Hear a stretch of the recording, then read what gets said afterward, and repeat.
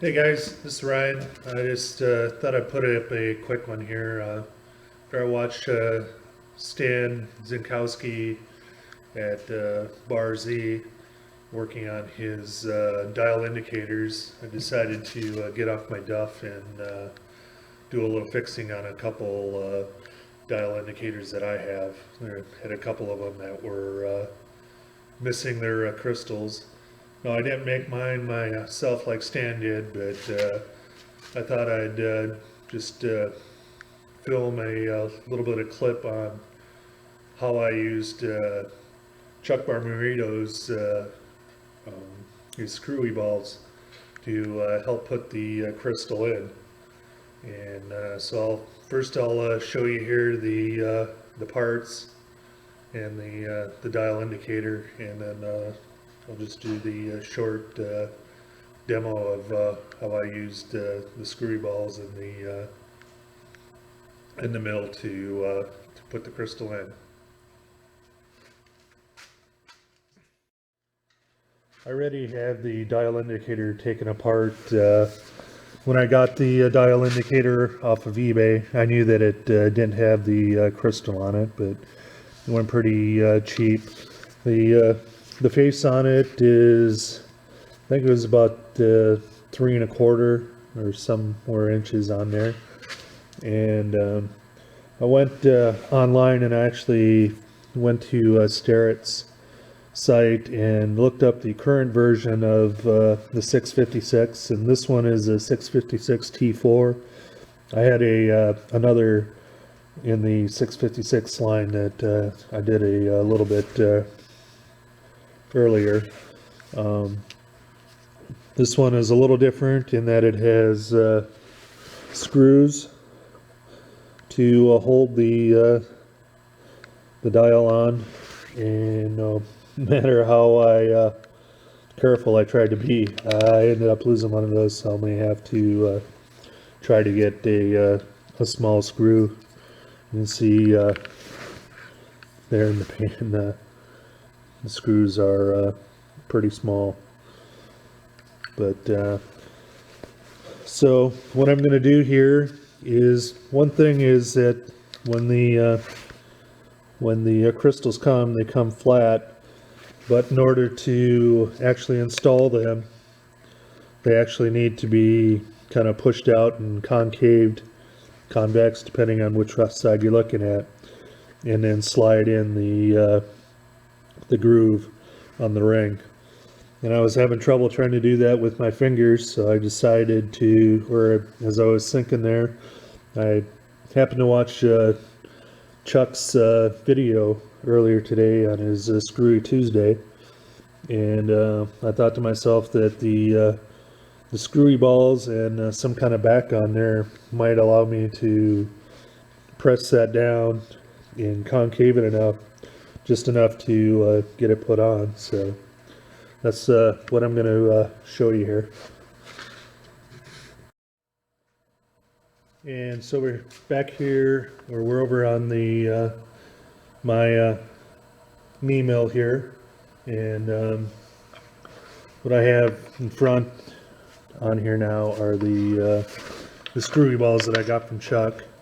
I kind of got lucky that I ordered the two smaller ones, but Chuck was nice enough to send the large one as well.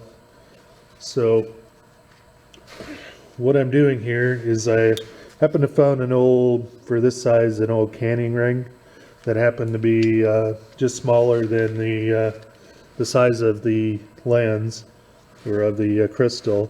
And the crystal has a bevel on it, and so on this one I'm going to try putting the bezel down to see if I get a little bit better fit on it. And you see here, I have to make sure that I orient the ring the right way. That way, because I have to put that over the chuck before I actually put the screwy ball on. So put the ring on up over here, and kind of hold it. Sorry, my hands are in the way here, but we'll start going down now.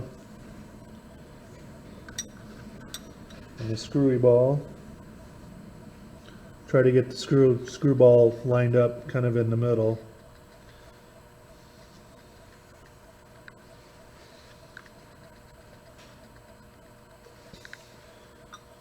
With equal parts of the crystal overhanging the edge.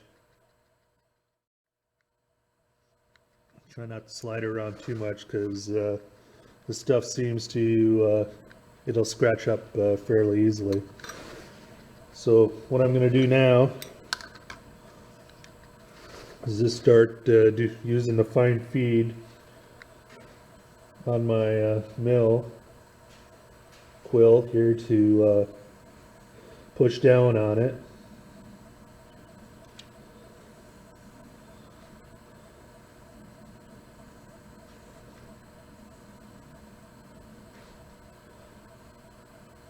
Last one, it did kind of seem a little, or to leave a little indentation in it, so it probably would be good if you could use a slightly bigger ball on something this size.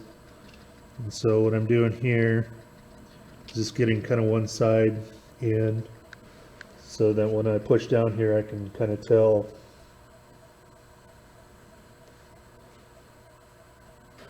when it gets in, because as you push down in the middle here, the actual distance around the outside will actually decrease too, and then you have to push it down quite a ways for it to actually fit into the holder, or to the groove, I should say.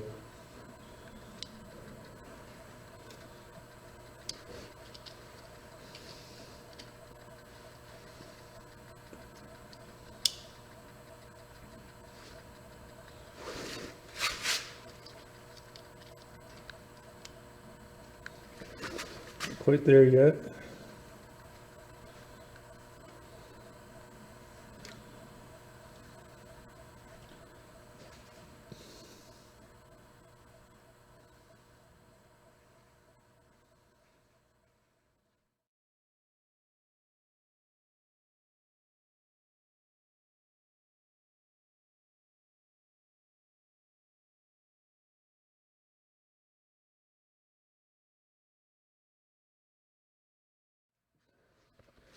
I don't know for sure how the video I'm putting it in, but hopefully you get the general idea. The only downside to how I did it, and it would be better if the round ball was actually was closer to matching the inside diameter of the piece. You see, with the ball that small, it does leave a little bit of dimple, especially because I had a little extra problem getting this one in. This particular crystal wasn't made for this exact model, but you can see the dimple there, but it should work. It's in solid. I'll just have to put it together now, and I'll show you what it looks like when it's done. I'll go ahead and clean up the inside of the crystal before putting it on. There's the indicator with the Facebook back on. Like I said, you can definitely tell the little bit of divot in there, but overall turned out pretty good. I will have to do a little bit more work on it. The movement can get a little bit hung up. Maybe just how I put the cap back on, I'll have to take a look. But since this is more about putting the crystal in. Thanks for watching, and hopefully at least it gives you a idea if you have to put a crystal back in, and you need some way to bend the crystal to put it in the bezel. Thanks for watching.